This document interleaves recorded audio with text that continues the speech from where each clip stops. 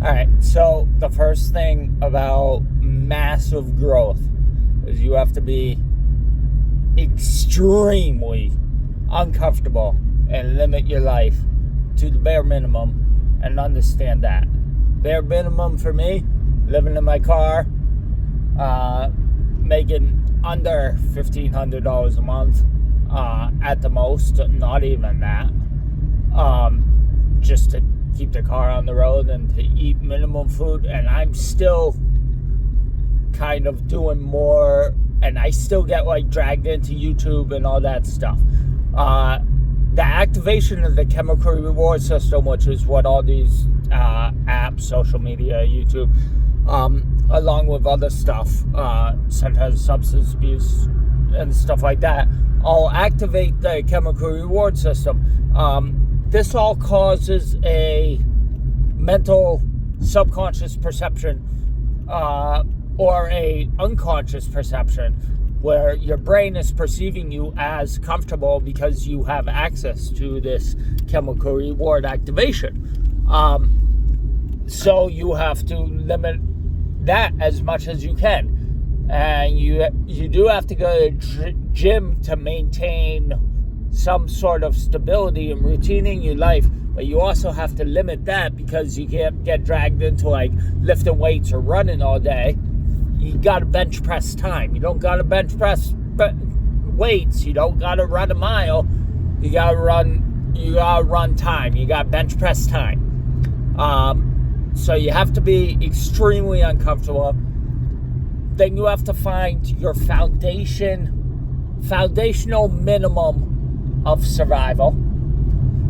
For me, once again, is living in my car, minimum income, minimum gym time, minimum this, that, and the other thing. Then you have to focus on allocation of resources. Your main resource being time management.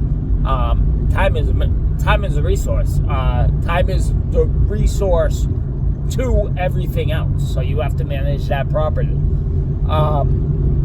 And then you have to find a niche. So a book that helps you with this is called Blue Ocean.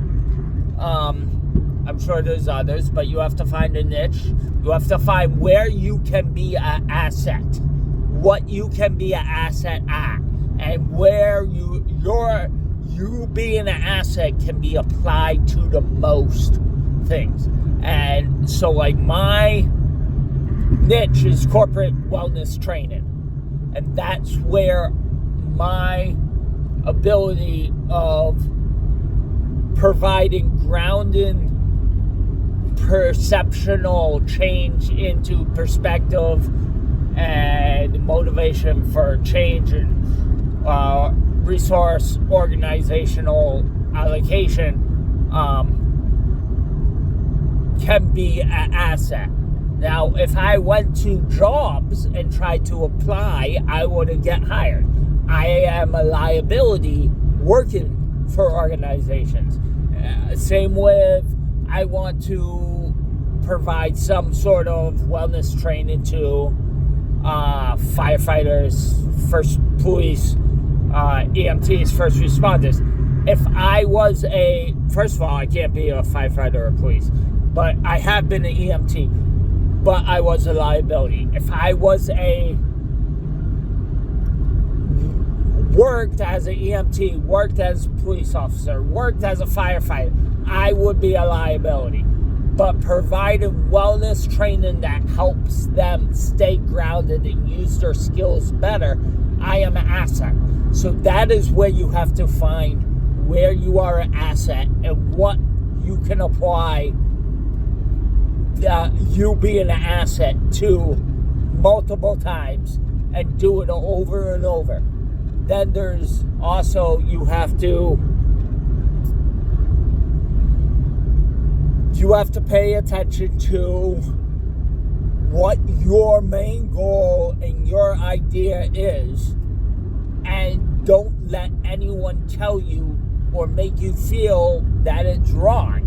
And you're gonna get turned away a lot, and you have to get through like 1,000 no's to get to one yes.